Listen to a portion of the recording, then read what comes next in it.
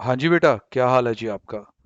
तो बेटा आज हम इस वीडियो में डिस्कस करेंगे कि जो प्रोसेस का चैप्टर है, अब इसमें जो नया स्टडी मटेरियल आया मई 21 एडिशन, उसमें जो चेंजेस आए हैं, मतलब changes in the sense conceptual change नहीं है यार, कुछ क्वेश्चन नए ऐड कर रखे हैं बैक क्वेश्चंस में।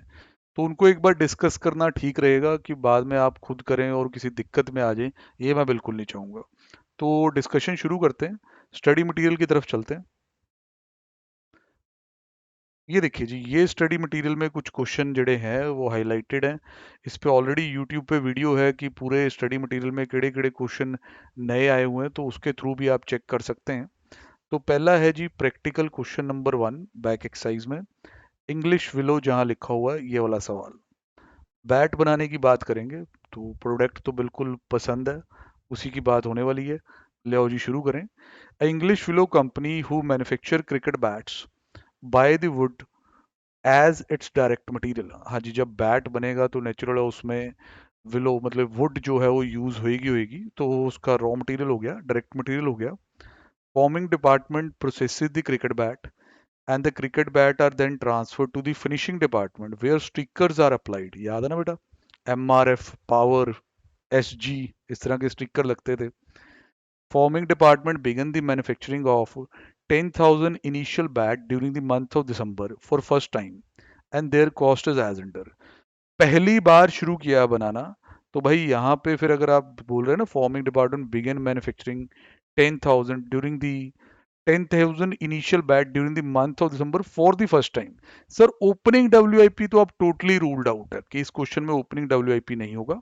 बाकी जो खर्चे वगैरह हुए वो आपके सामने है। डायरेक्ट मटेरियल खर्चा दिया हुआ है, फिर कन्वर्जन कॉस्ट दी हुई है। सर कन्वर्जन कॉस्ट में लेबर ओवरहेड वगैरह आ गए होंगे। अभी तक तो क्वेश्चन देखने में आसान लग रहा है। A total of 8,000 cricket bats were completed and transferred to finishing department। देखिए काम नया था, पहली बार हुआ था, ओपनिंग WIP नहीं हो सकता था, बट क्लोजिंग WIP तो हो सकता है। क्योंकि देखिए हमें periodically अपना काउंटिंग करनी होती है, तो at the end of that period it is not necessary कि जितने पे काम शुरू हुआ था वो सारे यूनिट कंप्लीट हो जाए। ठीक है, 8,000 कंप्लीट है, rest 2,000 was still in the forming process। ठीक है जी। All of the forming department direct material were placed, मतलब जो बन रहे हैं ना बैट WIP क्लोजिंग, उन पे मटेरियल पूरा लग चुका है, but on average 25% of the conversion cost was applied.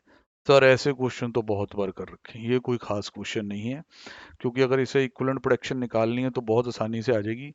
और नालायक पार्टियों वाली बातें ना करना, फीफो मेथड, एवरेज मेथड, ऐसी कोई बातें ना करना, क्योंकि इसमें ओपनिंग WIP नहीं है। तो बहुत आसान सी यदि इक्विवेलेंट प्रोडक्शन बनेगी। आइए पहले देख ही लेते हैं, क्योंकि ऐसे वाले में ज़्यादा टाइम वेस्ट नहीं करवाना मैंने आपका। जो चीज़ें दिख ही रही हैं कि भाई सीधी डायरेक्ट हैं, वो तो आपको यहीं से समझ आ जाएंगी। ये देखो इक्विवेलेंट प्रोडक्शन का इनपुट कॉलम, 10,000 यूनिट हमने इनपुट डाला। सर कंप्लीट हुए 8,000 बैट, 2,000 बैट रास्ते में है, नियरिंग कंप्लीशन है। तो जो बेटा कंप्लीट है उनमें 100% ठीक है सर। जो इनकम्प्लीट है बेटा ध्यान दीजिए, जो इनकम्प्लीट है उसमें मटेरियल पूरा लगा हुआ है। सर ऐसा कहाँ लिखा? Sir all of the forming department direct material were place, material के रिगार्डिंग ये चीज 100% है, बिल्कुल जी 100%। लेबर ओवरहेड मतलब कि कन्वर्जन कॉस्ट, उसके रिगार्डिंग क्वेश्चन ने बताया हुआ 25%, तो 25% लिखेंगे, ये आपके इक्विवेलेंट यूनिट आ गए। बहुत सिंपल है सर। अब सर इससे कॉस्ट पर यूनिट आ जाएगी स्टेटमेंट ऑफ कॉस्ट बना के। इस पीरियड में ये खर्चे हुए थे, मटेरियल इतना, कन्वर्जन इतना। सर ये कहाँ दिया हुआ है? सर दिया हुआ है, ये देखिए, जहां आपने काम शुरू किया था फर्स्ट टाइम, वहां आपने खर्चा भी हमें बता दिया था। बिल्कुल सर। तो इनको खर्चों को इक्विवेलेंट यूनिट से डिवाइड करके कॉस्ट पर यूनिट आ जाएगा। बिल्कुल आ गया सर। अब जब कॉस्ट पर यूनिट आ गया तो इधे बेस पे वैल्यूएशन हो सकती है। अब सर ये WIP अकेला ऐसे क्यों वैल्यू कर रहे हैं, बाकी सारी चीजें क्यों नहीं? सर पहले क्वेश्चन की रिक्वायरमेंट को पढ़िए। क्वेश्चन की रिक्वायरमेंट है कि क्लोजिंग WIP और FG वैल्यू करके दिखा दो। अब भाई ने पहले WIP लिख दिया तो इसमें नाराज होने वाली कोई बात है नहीं है। WIP में देखिएगा ध्यान से, वैसे ग्रॉस 2,000 यूनिट है, एज रिगार्ड मटेरियल वो 2,000 है, बट अगर उनकी प्रोपोर्शनेट कंप्लीशन देखें कन्वर्जन के रिगार्डिंग तो वो सिर्फ 500 यूनिट है। तो ये 2,000 यूनिट मटेरियल का कॉस्ट इस पे, और इक्विवेलेंट यूनिट 500, ये आपका कन्वर्जन कॉस्ट। अब जो कंप्लीट यूनिट्स हैं उनमें सर पूरा पूरा 3.3 और 2 पूरे 8,000 यूनिट पे लग जाएंगे। इनको तो कई बार हम ऐड करके भी कर देते थे। सर और कुछ पूछा है क्वेश्चन की रिक्वायरमेंट में? सर इन्होंने प्रोसेस अकाउंट नहीं पूछा है। वैसे अगर आप प्रैक्टिस के लिए, अपनी प्रैक्टिस के लिए, पेपर में नहीं, पेपर में टाइम नहीं होता, बनाना चाहें तो बिल्कुल टैली हो जाएगा। क्वेश्चन में कुछ भी खास नहीं था, सिर्फ बात इतनी थी कि नया ऐड हुआ है तो सर एक बार डिस्कशन करवानी बनती होती है। अब सर अगला क्वेश्चन आता है, हिल मैन्युफैक्चरिंग लिमिटेड, ये भी नया ऐड हुआ है, uses the process costing to manufacture the water density sensors for hydro sectors। Hydro based कई प्रोजेक्ट्स होते हैं पावर के भी, आपको पता है, तो उनके लिए वाटर डेंसिटी सेंसर्स ये बनाते हैं। Following information pertain to the operation for the month of May. Sir ये यूनिट्स हैं, ये ध्यान रखना, पैसा नहीं है। और ओपनिंग डब्ल्यूआईपी आ चुका है, तो कहानी जबरदस्त रहेगी। Started in during the month 1 lakh, ये आपके इंट्रोडक्शन है। Completed 92, ending WIP 24। Yes sir. तो सर यहाँ कहीं लॉस वगैरह भी हुए होंगे, कुछ ना कुछ तो हुआ है सर, बताते हैं, देखते हैं क्या होता है। Sir beginning working progress was 60% complete for material and 20% for conversion. मतलब मटेरियल उस पर 60% लगा हुआ, इस पीरियड में, आने वाले पीरियड जो जिसमें हमने काम करना है, 40% और लगेगा। कन्वर्जन 20% है तो 80% और होगी। Ending inventory was 90% complete for material and 40% for conversion. ये क्लोजिंग का स्टेटस है। अब जब हम cost pertaining to the month of May देखते हैं, तो बिगिनिंग की जो इन्वेंट्री है उसका कॉस्ट ब्रेकअप पूरा दे रखा है कि मटेरियल भाई उसमें इतना लगाओ, लेबर इतनी, ओवरहेड इतने। फिर सर जो कॉस्ट इस बार इनकर हुई है वो ये सारी आ गई, इस बार की कॉस्ट आ गई। पढ़ते जाओ क्या कहता है। सर जैसा इन्होंने क्वेश्चन का जाल बिछा दिया था, खोल दिया था क्वेश्चन को, उससे लग रहा था, कि ये क्वेश्चन फीफो और एवरेज दोनों से हो सकता है, क्योंकि स्टेज वाइज कंप्लीशन भी दे रखी है और कॉस्ट का ब्रेकअप भी दे रखा है। पर जैसे ही हमने क्वेश्चन की रिक्वायरमेंट पढ़ी, वहां सीधा लिख दिया गया है कि फीफो मेथड करो। सर लॉसेस वगैरह का भी कोई टेंशन नहीं है, क्योंकि देखिए जहां तक क्वेश्चन कंप्लीट हो रहा है ये 116,000 है, और यहाँ पे भी ये 116 है, तो मतलब लॉस तो है ही नहीं है। पूरा क्वेश्चन पढ़ लिया गया है, क्योंकि ऐसे डिसीजंस हमेशा लॉस है या नहीं है, पूरा क्वेश्चन पढ़ के ही लिए जाएं तो ज़्यादा बेहतर होते हैं, ऐसे ही सीधा टोटल लगा के नहीं, क्योंकि कोई ना कोई पॉइंट कई बार क्वेश्चन में आ जाता होता है। चलो वैसे तो अप्रेंट था कि नहीं है, 1,16,000 बराबर। तो सर ये आपके फीफो मेथड के जो बेसिक स्किल्स हैं आप में, मतलब कि आपको बेसिक्स आते हैं तो भी ये क्वेश्चन हो जाएगा, ऐसे कोई मुश्किल वाला सवाल ये नहीं दिखाई दे रहा। अब आप यदि इक्विवेलेंट प्रोडक्शन पे चलें, ओपनिंग को थोड़ा वो स्प्लिट करके दिखाना होता है, मैं थोड़ा जा इसको अपने स्टाइल में बना देता हूँ, क्योंकि फिर तुम्हें ये लगेगा यार ऐसे हम तो ऐसे करते थे वैसे करते थे। कोई नहीं बेटा, तुम जैसे भी करते थे यहाँ स्टाइल मैच हो ही जाएगा। इनपुट, फिर उसके बाद आउटपुट, फिर उसके बाद जी मटेरियल, फिर उसके बाद जी आपकी कन्वर्जन कॉस्ट, फिर थोड़ा सा हिसाब से units, unit, percentage unit, percentage unit. FIFO method के according statement of equivalent production बनने जा रही है। आओ सर देखें क्या डाटा है। सर देखिए पहले ओपनिंग डब्ल्यूआईपी लिखिए वहां पे, सर लिख देते हैं ओपनिंग डब्ल्यूआईपी। सर ये है 16,000 यूनिट। फिर इंट्रोड्यूस लिख दीजिए, नई जो इंट्रोडक्शन हुई है इस बार की, बिल्कुल रॉ मटेरियल जो आता है प्रोसेस में, वो आता है जी 1 लाख। इससे हमें ये दिख जाता है कि हमारा जो ग्रॉस इनपुट है वो, मतलब टोटल इनपुट बेसिकली 1,16,000 है। अब सर आपको ये ध्यान रखना है कि जो statement of equivalent production FIFO method में बनती है, उसमें हमने कंप्लीटेड को स्प्लिट करके दिखाना होता है, कि कंप्लीटेड में डिस्टिंग्विश करना पड़ता है कि ओपनिंग वाले कितने कंप्लीट हुए और इंट्रो वालों में से कितने, नए वाले कितने। याद है ना ये सारी बातें? सर ये तो बेसिक है, ये कोई हम इसकी बेसिक वीडियो थोड़ा ना बना रहे हैं, हम तो क्वेश्चन कवर करवा रहे हैं आपका। अब बेसिक वीडियो अगर आप डिमांड करेंगे प्रोसेस के इक्विवेलेंट प्रोडक्शन पे, आपको बेसिक वीडियो चाहिए तो पूरा डिटेल आपको समझा के रख दे सारे केसेस के साथ, डिमांड चाहिए व्हाट्सएप पे करें, ठीक है जी। देन उसके बाद हम देखेंगे कि बनाई जाए या नहीं। वो तो फिर बहुत धमाकेदार होगी, एक एक चीज को निचोड़ के रख दिया जाएगा, कोई रट्टा नहीं लगवाया जाएगा आपको। अब सर कंप्लीट जो हुए हैं वो 92,000 हुए हैं। इनको पहले साइड पे ले लो जरा, 92 को। इनको कहो बेटा तुम कंप्लीट तो हुए हो, पर तुम्हारे में से कुछ ओपनिंग वाले भी तो हैं, क्योंकि पहले तो इन्हीं पे काम हुआ होगा। हाँ जी सर, 16,000 तो इसमें से ओपनिंग वाले हैं। 92 में से 16 पुराने थे, तो करंट ईयर वाले कितने हुए, मतलब कि जिन्हें हम इंट्रो कहते हैं सर, 76। सर ऐसे अलग अलग क्यों कर रहे हो सर? ओपनिंग वालों पे ना थोड़ा सा ही काम रहता था, वो करते ही ये कंप्लीट हो गए होंगे, जबकि इन पे मैंने पूरा वर्क किया है। तो मेरे को इक्विवेलेंट यूनिट अगर ढंग से लिखने हैं तो मेरे को इनमें डिस्टिंग्विश करना पड़ेगा। Then closing WIP. Sir closing WIP में कितने यूनिट है आपके?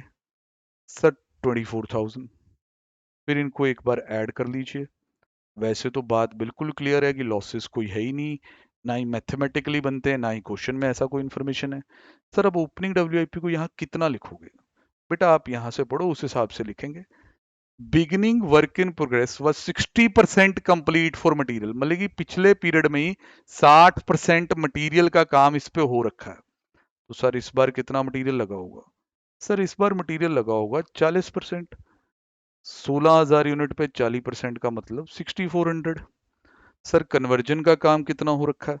सर 20% कंप्लीट फॉर कन्वर्जन, 20% ही हुआ था कन्वर्जन वर्क। तो इस बार काफी जो पेंडिंग कन्वर्जन है 80% वो यहाँ हुई होगी। हाँ जी बिल्कुल जी, 16,000 के ऊपर 80%। ये आगे जी 12,800 यूनिट। सर ये वाले जो यूनिट होते हैं, ये वाले बेटा देखो तो सही, ये कौन से यूनिट है? ये कंप्लीट भी है और इंट्रोड्यूस भी इस बार ही हुए थे, मतलब बिल्कुल ब्रांड न्यू यूनिट्स थे जिन पे इसी बार काम स्टार्ट हुआ और कंप्लीट कर दिया गया। तो ना ही इन पे पहले कुछ लगा था और ना ही एंड में कुछ पेंडिंग है लगना। तो इसका मतलब 100% एफर्ट्स इसी बार हुई। तो पूरे 100% के हिसाब से इन्हें लिखा जा रहा है, 100% के हिसाब से। यस सर, ये तो आ गया ऐसे। सर अब क्लोजिंग डब्ल्यूआईपी, ये सर मासूम होता है, ये कभी कुछ नहीं कहता। ये हर बार ही बेचारा बचना ही होता है, ये आप ही बता देता है भी मेरे पे क्या क्या लगा हुआ। Ending inventory was 90% complete for material, 40% for conversion. Sir 90% से 40%, 90% हेयर विल बी 21,600, 40% अगर आप 24 का करते हैं तो 9,600 होगा, बट फिर भी कंफर्म्ड है, कंफर्म्ड है। अब इससे इक्विवेलेंट यूनिट आ जाएंगे, इनको एक बार यहाँ टोटल कर लेते हैं। देन इंस्टीट्यूट के स्टडी मैट में जाके चेक भी कर लेंगे। सर 98,400 यहाँ पे, 6,400 प्लस 76,000 प्लस 21,600, सर 1,04,000 यहाँ पे। बिल्कुल सही बात है सर। एक बार इंस्टीट्यूट के साथ भी चेक कर लीजिए अपनी इस एफर्ट को। Sir equivalent unit 1,04,000, yes sir. As regard conversion 98,400, please check it, 98,400। FIFO में थोड़ा सा मतलब कि पेशेंस रखनी होती है बनाते वक्त, और ये डिस्टिंग्विश करना आना चाहिए। मतलब कंप्लीटेड को सीधा ना लिख दें, दो पार्ट्स बनाएं कि भाई ये ओपनिंग वाला कंप्लीट किया, उस पर जो वर्क पहले हुआ था वो रीवर्क नहीं होगा, सिर्फ balance of the work will be performed. फिर जो नई इंट्रोडक्शंस को कंप्लीट किया तो उस पर 100% काम होगा। बिल्कुल सही बात है सर। इसके बाद इस क्वेश्चन में क्या पूछा गया है? सर देखिए, आप पढ़ के देखिए, आपको पता चल जाएगा। Using FIFO the equivalent unit of production निकाल दो, ठीक है, और मटेरियल, ऑब्वियस है सारे ही निकालना। Cost per equivalent unit for conversion cost. Sir ये तो बड़े स्पेसिफिक से पूछ रहे हैं। सर रिक्वायरमेंट आप देखें, इन्होंने मटेरियल के साथ साथ कन्वर्जन के भी इक्विवेलेंट यूनिट निकाले हैं। अब उसको अगर स्ट्रिक्ट सेंस में पढ़ें तो मटेरियल ही पूछा था, पर सर अगली लाइन देखिए ना, अगली लाइन में इन्होंने कहा कोस्ट पर equivalent unit of for conversion cost. अच्छा, अगर तुम यहाँ इक्विवेलेंट यूनिट सिर्फ मटेरियल के निकालते हो भाई, तो अगली लाइन जब पढ़ोगे तो कन्वर्जन की कॉस्ट निकालने के लिए क्या कन्वर्जन के यूनिट नहीं चाहिए होंगे? हाँ सर यही तो बात है। सर ICI, ध्यान से, माया है, माया जाल में फंस ना जाएं, दोनों यूनिट्स चाहिए आपको। एक तो स्पेसिफिकली पूछें, एक दूसरा पार्ट करने के लिए। अब सर फीफो मेथड में क्या होता है कि जो करंट कॉस्टिंग होती है, करंट कॉस्टिंग, ये देखो, ये जो ओपनिंग डब्ल्यूआईपी पे कॉस्ट इनकर हुई हुई है, पर यूनिट कॉस्ट निकालते वक्त इट हैज नो रूल, क्योंकि प्रीवियस एफर्ट से जो यूनिट्स बने हैं उन यूनिट्स को यहाँ कोई जगह नहीं दी जाती, इसलिए प्रीवियस कॉस्ट का भी कोई काम नहीं है। डिटेल मैं कह रहा हूँ, अगर आपको इस पे वीडियो चाहिए तो मैं बना दूंगा, बहुत ही बढ़िया तरीके से आपको सारी बातें समझ आ जाएंगी। बट मेरे स्टूडेंट्स को इसके बारे में सारा कुछ पता ऑलरेडी है। तो कन्वर्जन कॉस्ट करंट वाली आएगी सर, करंट वाली। करंट कन्वर्जन कॉस्ट आप देखिए सर, आप थोड़ा सा ध्यान दीजिएगा, करंट कन्वर्जन कॉस्ट पे पजल ना हो जाए आप थोड़े से। सर ये है करंट मंथ की कॉस्ट, मई की। ये है मटेरियल, ये तो वहां आना नहीं चाहिए। लेबर भी आनी चाहिए, ओवरहेड भी आने चाहिए, तब जाके कन्वर्जन बनेगा। तो ये आप देख सकते हैं सर, लेबर भी और ओवरहेड भी, divide by the units, this is 5.83। ऐसा सवाल मेरे अकॉर्डिंग जी 6 एक नंबर 8 नंबर मैक्सिमम में पूछा जाता है, तो 5-6 नंबर का सवाल है यार, कोई पूछा बहुत थोड़ा ना ही प्रोसेस अकाउंट है, ना ही लॉसेज हैं। तो 5-6 नंबर तक की सीमित है। ठीक ठाक क्वेश्चन है। जिन लोगों की फीफो में टेक्निक नहीं होती अच्छी, वो इसमें भी पजल हो सकते हैं, और रिक्वायरमेंट को भी ध्यान से पढ़ना है कि क्या पूछा है। ज्यादा ओवर वर्किंग ना कर दें, टाइम कंस्ट्रेंट पेपर में हमेशा रहता है। सर अगला सवाल बिल्कुल कवर्ड है, असाइनमेंट में आपने कर रखा है, बहुत पुराने क्वेश्चन है ये सारे। अगला भी चीज बिल्कुल कवर्ड है, ये भी हमने कर रखा है। उससे अगला सवाल 100% कवरेज है जी, 2 प्रोसेसेस वाला सवाल है। तो ये आपको बहुत अच्छे से हमने थॉरोली करवा रखा। देन इसमें ये भी होता है कि पैकिंग मटेरियल लगना होता है, और वो पैकिंग मटेरियल सिर्फ उसको लगता होता है जो कंप्लीट है। अदरवाइज कोई स्टूडेंट अगर पूरा ओवरव्यू ले रहा है कि यार सर आप बताओ ये अच्छा क्वेश्चन करें ना करें, सर ये बहुत बढ़िया सवाल है, फिफ्थ वाला मस्ट है, पेपर में एक बार तो आ चुका है, तो आपको करना चाहिए। फिर जब आप नए एडिशन के एंगल से हम इस वीडियो को कर रहे हैं, तो सर अगला जो सवाल नया दिखता है वो हेल्दी स्वीट्स के नाम से सवाल है। तो यहाँ गुड़ बनाने की कोशिश है, जैगरी बनाने की कोशिश है। ठीक है, पढ़ते हैं इसको, पूरे प्रोसेस को समझते हैं। देखने में क्वेश्चन थोड़ा लंबा चौड़ा है, बट पॉइंट इतने नहीं है। अच्छे से इंजॉय करके समझ के करने वाला सवाल बनेगा ये। चलो सर पढ़ते हैं, शुरू करते हैं। Healthy sweet is engaged in the manufacturing of jaggery. गुड़ बनता देखा आपने। पहले गन्ने को रस निकालेंगे, फिर उस रस को बॉयल किया जाता है, फिर उसको अलग अलग कह लो जी शेप्स दी जाती हैं, तो गुड़ बनता। लाइव भी देखा होगा जरूर आपने, नहीं तो यूट्यूब पे देख लें एक बार। Healthy sweets is engaged in the manufacturing of jaggery. Its process involved sugar cane crushing और juice extraction, मतलब पहले तो गन्ने में से रस ही निकलेगा, then filtration and boiling of the juice along with some chemical. Filtration भी जरूरी है, क्योंकि जब शुगर केन से आप जूस निकाल रहे हैं, गन्ने का जूस निकाल रहे हैं, तो जब गली में भी आप पीते हैं या रोड साइड भी पीते हैं, तो फिल्ट्रेशन तो वो भी करते हैं ताकि वो बीच में कण ना आ जाए, ठीक है ना। फिर उसकी बॉइलिंग होगी कुछ केमिकल्स के साथ। फिर then let it cool to cut solidified jaggery blocks, कहता फिर उसे ठंडा होने दें, और आपकी जैगरी फिर उसमें से कट कर ली जाएगी, शेप डिजाइन बना लिए जाएंगे। अब सर इसमें अब किस तरीके से हो रहा है, मतलब ये काम हमें बताइए, प्रोसेस किस तरह इन्वॉल्व है। सर वो तो ये डिसाइड करेंगे ना। Main process of the juice extraction, process one is done in conventional crusher which is then filtered and boiled. Process 2 in iron pots। कहता पहला प्रोसेस यही है कि भाई हम कन्वेंशनल जो क्रशर होता है वो गन्ने का जूस निकालने वाली जो मशीन होती है वही यूज करते हैं।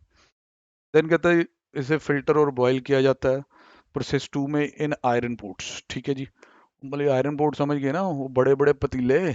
ठीक है जी, उसको फिर गर्म करते हैं, देन बॉयल करते हैं सारा।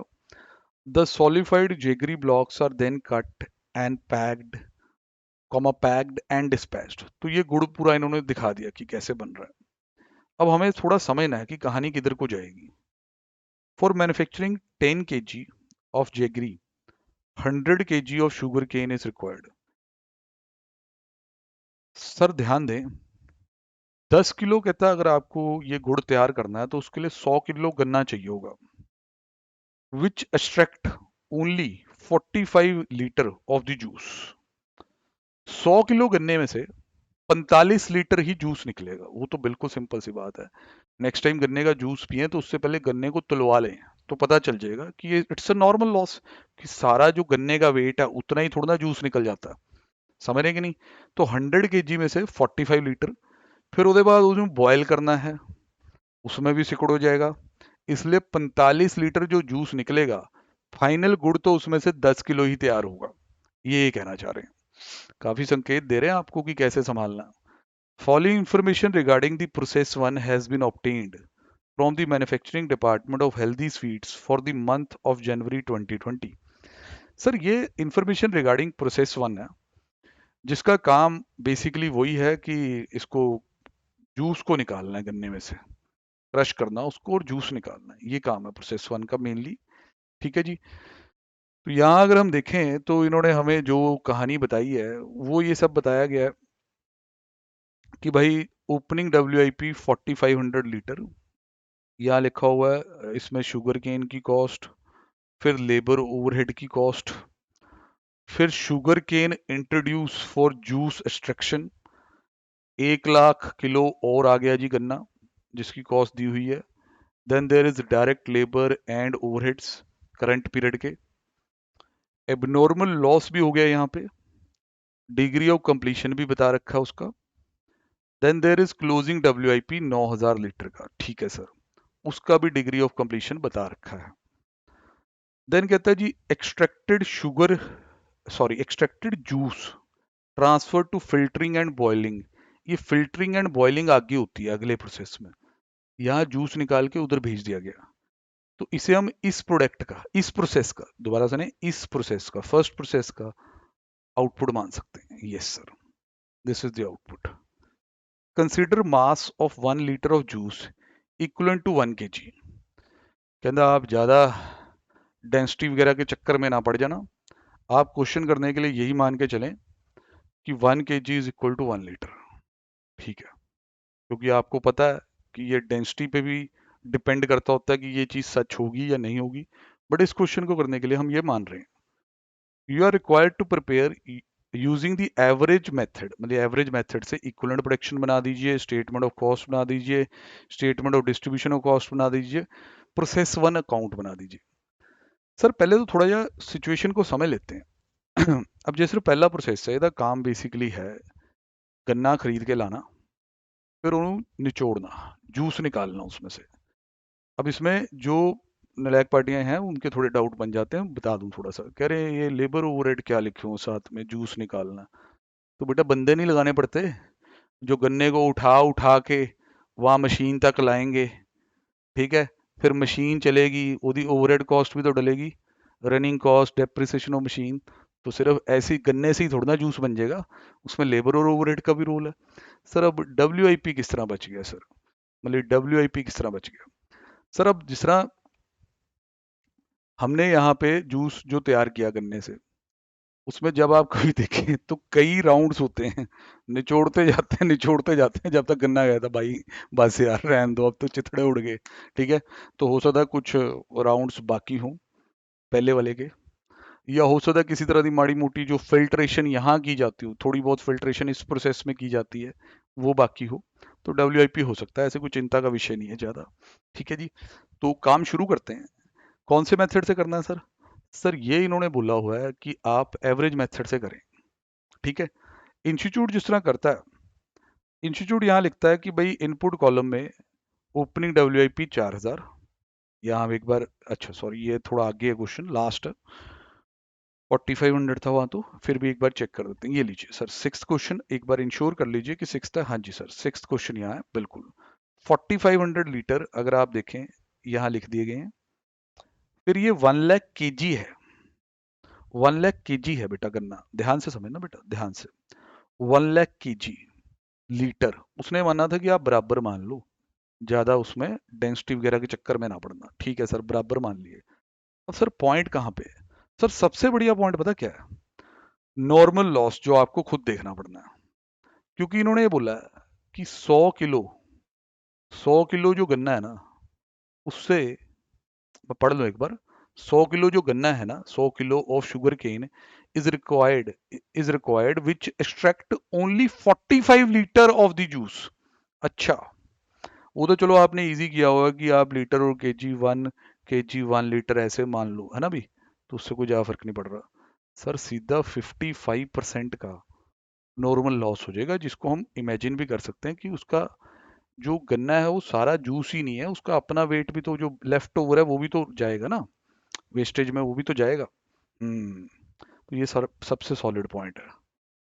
अब सर किस तरह इस पॉइंट को लगाया गया वो देखो। देखो सर, ये वो वाला है जो ओपनिंग है।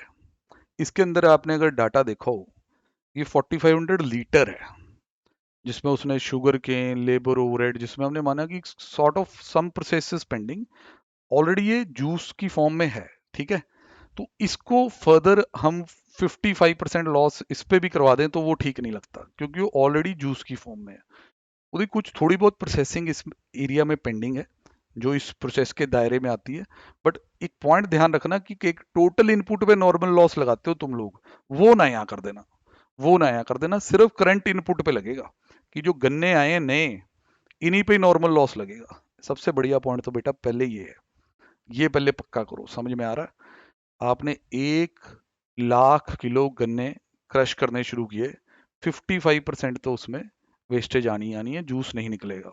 इसके बारे में इंस्टीट्यूट ने समझाया भी है। 100 kg of sugar cane extract only 45 litre of juice, तो it means there is a 55% loss.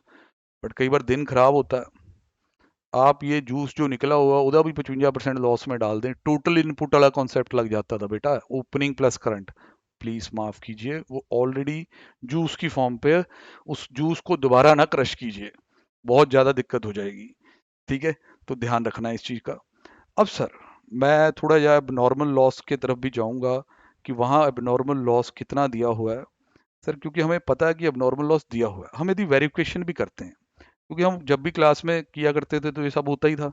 Sir total input इतना है, ठीक, इसमें नॉर्मल लॉस इतना, 55,000, 104,500 माइनस 55,000। इसका मतलब एक्सपेक्टेड आउटपुट ये है। यस सर, ईओ ये है एक्सपेक्टेड आउटपुट। अगर एक्चुअल आउटपुट इससे कम रहेगा तो अब नॉर्मल लॉस हुआ होगा। सर यहाँ तो हुआ है सर, हुआ है, कोई बात नहीं, हम तो वेरीफाई कर रहे हैं कि ठीक हुआ है कि नहीं हुआ है। ये वैसे ही चल रहा है भाई, जैसे आप लोगों को आदत है। ठीक है सर, एक्चुअल आउटपुट कैसे आएगा? सर कंप्लीटेड बता दीजिए। सर कंप्लीटेड कहाँ है? सर कंप्लीटेड यहाँ दिया होगा सर, देखो देखो देखो देखो, 39,500 कंप्लीटेड है, 39,500 कंप्लीटेड है। और फिर सर क्लोजिंग WIP बता दीजिए। सर क्लोजिंग WIP यहाँ 9,000 लीटर है। तो अगर इन दोनों को जोड़ लें तो हमारा एओ असेसिंग ऑफिसर नहीं है बेटा, एओ यहाँ पे एक्चुअल आउटपुट है, वो बनता है 48,500। तो this is a clear cut case of abnormal loss, and question में दिया हुआ है, हम सिर्फ उसको जस्टिफाई कर रहे थे। ठीक है जी, मतलब क्वेश्चन में ऐसा नहीं है कि आप पे डाला है कि भाई बेटा तुम निकालो, हम तो चेक कर रहे थे कि हमारी टेक्निक जो है अभी भी बराबर है। Total input minus normal loss, ये एक्सपेक्टेड आउटपुट ऐसे क्लास में तुम्हें देखते हो, फिर उसे एक्चुअल से कंपेयर करते हो। सर अब इसमें ना डिग्री ऑफ कंप्लीशन दे रखी है, डिग्री ऑफ कंप्लीशन अब नॉर्मल लॉस की दे रखी है। शुगर केन इसमें पूरा यूज हो गया था जितना होना था, लेबर ओवरहेड वर्क 80% था। तो अगर आप देखें यहाँ sugar cane 100, labour overhead 80%, normal natural है, कहीं पे भी इनपुट्स आउटपुट में नहीं आता है, क्योंकि उसकी कॉस्ट गुड यूनिट्स में अब्जॉर्ब हो जाती है, इसी वजह से पता ही है आपको। और जो कंप्लीटेड है, it is completed in all respects. ठीक है सर, यहाँ कंप्लीटेड के दो हिस्से क्यों नहीं किए? अभी आप पीछे तो कह रहे थे दो हिस्से होंगे, ये आप देखो जी ऐसे ऐसे बनाया आपने। बेटा नालायक, नालायक पार्टियां ध्यान दें। बेटा ये क्वेश्चन इक्विवेलेंट प्रोडक्शन का जो हो रहा है वो फीफो मेथड से नहीं हो रहा। कौन से मेथड से हो रहा है? सर एवरेज मेथड में। एवरेज मेथड में कंप्लीटेड के दो हिस्से नहीं किए जाते, और जब स्टेटमेंट ऑफ कॉस्ट बनती है तो प्रीवियस कॉस्ट को भी कंसीडर किया जाता है। नालायक पार्टियों का फेवरेट मेथड होता है, क्योंकि CPU यूसेज बहुत कम होती है इसमें, ये ध्यान रखना, दिमाग ज्यादा नहीं लगाना पड़ता। क्लोजिंग WIP का स्टेज ऑफ कंप्लीशन क्या है? सर शुगर केन पूरा लगा हुआ, उसमें लेबर ओवरहेड 80% है। ठीक है सर, लिख दिया, शुगर केन पूरा लगा हुआ है, लेबर ओवरहेड 80% है। बहुत बढ़िया सर, ये तो इक्विवेलेंट प्रोडक्शन इसकी आ गई। सर मैं इसमें आपको ये बता दूं कि अगर आप इक्विवेलेंट प्रोडक्शन खेल गए ना इसमें, तो आगे गलत नहीं होगा। नॉर्मल लॉस वाला पॉइंट एक तो खुद निकालना है, क्योंकि जो वर्डिंग है वो बड़ी घुमाई हुई वर्डिंग है। पहले वो कहता है जी 10 किलो गुड़ बनाने के लिए 100 किलो गन्ना चाहिए। देखो, फॉर मैन्युफैक्चरिंग 10 kg ऑफ गुड़, 100 kg of sugar cane is required, which attract only 45 litre of juice. ओ भैया, ये 10 किलो गुड़ गुड़ तो अगले प्रोसेस में बनना है, हम तो जूस निकालना है। हमें तो ये पता होना चाहिए कि 100 किलो अगर गन्ना आएगा तो 45 लीटर जूस निकलेगा। और क्वेश्चन ने कहा हुआ आप 1 लीटर 1 kg बराबर मान लें, तो हम ये कह सकते हैं कि 100 किलो गन्ने से 45 किलो जूस निकलेगा जैसे। ठीक है, तो 55%, 55% बेटा जी नॉर्मल लॉस है। ये अगर आप ना समझ पाए तो ये तो हो जाएगा बर्बाद। तो क्वेश्चन बहुत ही प्यारा बेटा। ठीक है जी, तो इसको बहुत प्यार से संभाल के रखें। अब दूसरा पॉइंट क्या होता है, कई बार नॉर्मल लॉस हम टोटल इनपुट पे लगवाते हैं, हमारे से कई क्वेश्चन लगवाते हैं ऐसे, है ना भी। वो कॉन्सेप्ट यहाँ बिल्कुल नहीं चलेगा क्योंकि ये ऑलरेडी जूस की फॉर्म में है। यदि फेयर एक्सट्रैक्शन नहीं करनी है कि इसमें से 55% का हम लॉस करवा दें 4500 में से, otherwise it is done. Again हम कमिंग बैक कि ये एवरेज मेथड है, इसलिए हमने कंप्लीटेड को स्प्लिट नहीं किया। ठीक है सर। अब सर स्टेटमेंट ऑफ कॉस्ट आपकी कैसी बनेगी? सर स्टेटमेंट ऑफ कॉस्ट ये कौन से मेथड की बन रही है? सर ये एवरेज मेथड की बन रही है। एवरेज मेथड में ओपनिंग की कॉस्ट पहले आएगी, क्योंकि इस कंप्लीटेड में ये भी था, इसके यूनिट को आपने पूरा गिना, तो यदि प्रीवियस कॉस्ट जड़ी है, यदि प्रीवियस कॉस्ट है वो पहले जगह लेगी, ये देखिए। फिर करंट पीरियड की कॉस्ट आ रही है, बिल्कुल आ रही है सर।